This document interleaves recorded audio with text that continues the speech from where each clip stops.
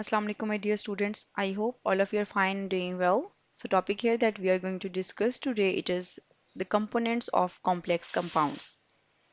As in our earlier lesson or in the previous lesson, we have already learned that what does mean by the complex compounds.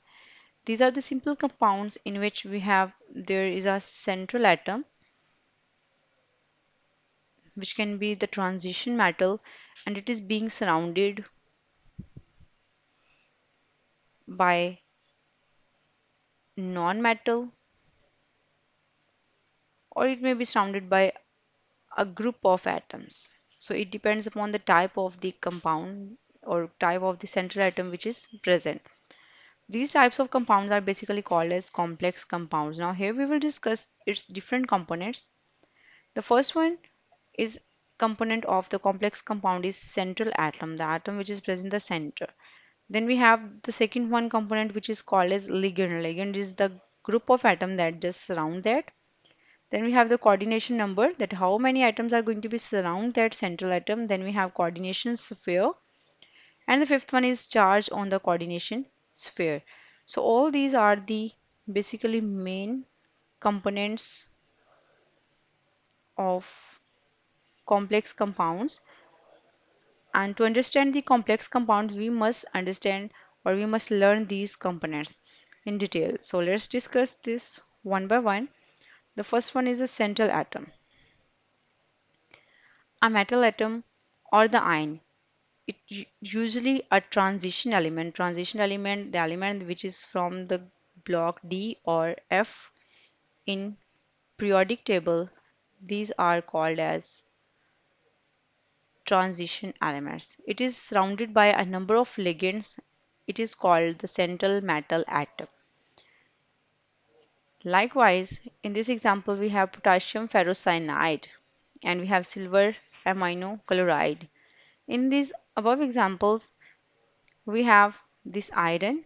If I just write this example over there again, we have iron, then we have cyanide 6, and in another example we have silver, then we have ammonia, and after the bracket we have chlorine. Now in this iron and in this example we have silver. Here the iron just contain the charge positive 2 and the silver contain the charge positive 1. These are called as the central metal ions or the central metal atoms, by which we just make the simple complex compounds.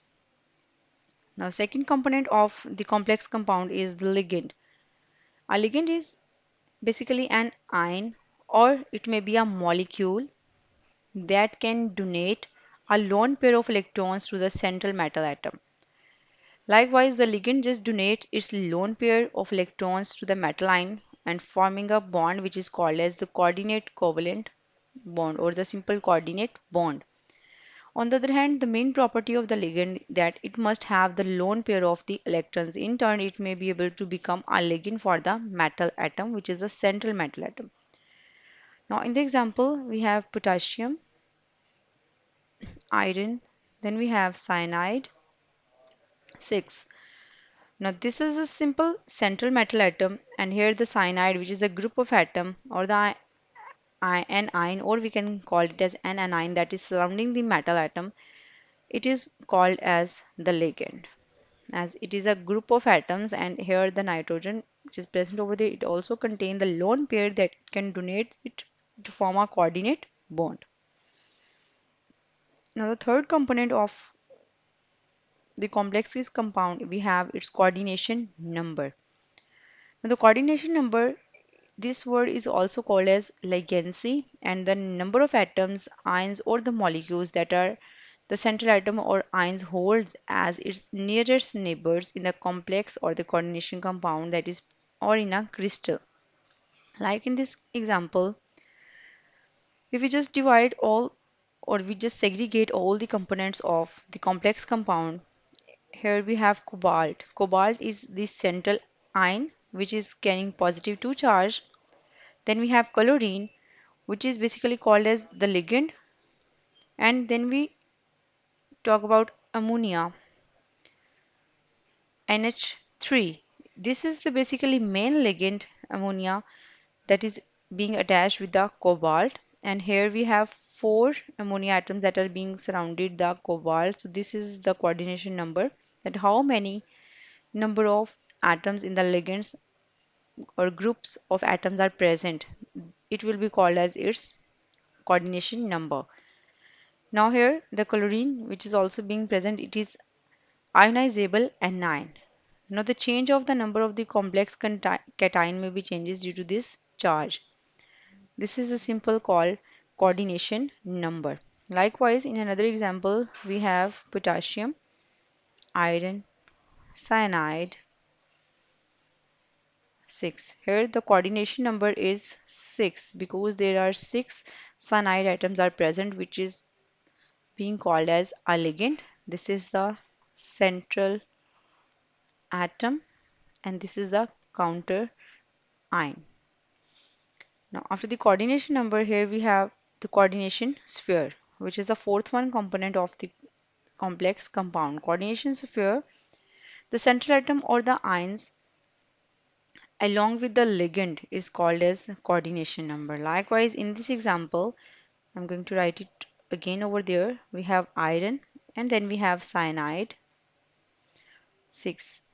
Now, the central atom along with the ligand, this is being called as the coordination sphere, and this is usually kept in the square brackets. These brackets are being used for is which are called as the square brackets, and it may be ionic, cationic or neutral. It may have three types. It may carry the positive charge, negative charge, or it may be in the neutral state. For example, here we have potassium iron cyanide in which it carries the negative charge. On the other hand, we have copper amino sulfate. Here it will carry the positive charge, and we have nickel cobalt. It will carry the no charge at all, or it will be in the form of neutral state. Now, in all these above examples, we have just iron cyanide, or called as ferrocyanide, is positive, negative charge. Copper's amino positive 2 charge, and the nickel cobalt, it is in the zero state. So they are anionic, cationic, and neutral coordination sphere respectively. And the last one component of the complex compound is the charge on the coordination sphere. Basically, how do we be able to identify the charge on the coordination sphere? It is the algebraic sum of the charges that is present on the central metal ion and the total charge of the ligand. For example, here we have this metal atom, which is the iron. It carries a positive 2 charge, and we have cyanide. One cyanide will carry the minus 1 charge, and we have here the 6 cyanide, so it's multiplying with 6, we will have here over the charge total minus 6. So the total charge on the cyanide ion 6 ions is minus 6. Now charge on the coordination sphere will be minus 6 plus 2 is equal to minus 4. So here the charge is minus 4 or 4 negative.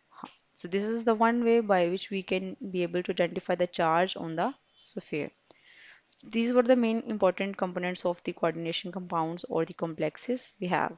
I hope you guys understand, and if you have any queries, you may ask me about that in the comment section and I will get back to you guys soon. The next topic that we will discuss it is chelates. For that time, you guys keep learning and have a good day.